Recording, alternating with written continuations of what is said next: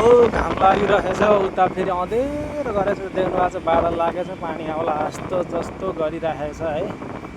म चाहिँ भर्खर ड्युटी निस्केको अवस्था बिहान 8 बजे आएको थिएँ 12 बजे रुममा गएको थियो। अब अहिले फेरि जान लागेको छु। यो चाहिँ इलेक्ट्रिक बस चाहिँ धेरै निकालेको छ है यहाँ बेङ्गलोरमा चाहिँ राम्रो छ बिएमटिसी भनेर लेखिरहेको छ।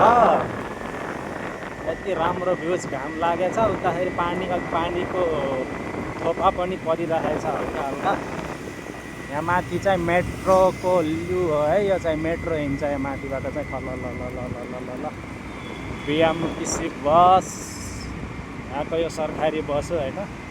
थोरै पैसामा धेरै यात्रा भन्छन् नि त्यस्तै मैले चाहिँ म चाहिँ यहाँ ड्युटी हिँडेको अवस्था। यहाँ अगाडि ब्याग स्याग छ यहाँ बिएमटिसीको बसलाई मैले पछ्याउँदै हिँडिरहेको अवस्था छ है। कहाँदेखि हेर्दै हुनुहुन्छ मेरो भिडियोटाको लाइक गर्नु होला सेयर गर्नु होला भन्न चाहन्छु।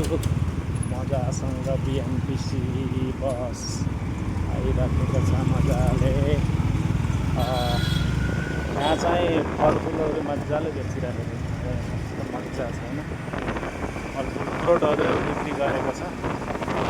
म चाहिँ अब मेरो स्टलमा फुल्ने राख्ने कति राम्रो गार्डन रहेछ यहाँ चाहिँ गार्डन साह्रै राम्रो गार्डन रहेछ। यता चाहिँ कम्पनीहरू हस्पिटलहरू पनि छ।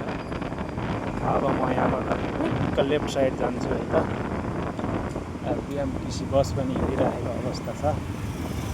आज चाहिँ ट्राफिक फेरि आज चाहिँ त्यति जाम छैन आज किनभने चाहिँ यहाँको पब्लिक डे होइन। आज चाहिँ यहाँको सार्वजनिक बिदा हो त्यहीको कारणले चाहिँ आज चाहिँ रोड खुल्ला छ नत्र अरू दिन त फेरि खतरा हुन्छ फेरि।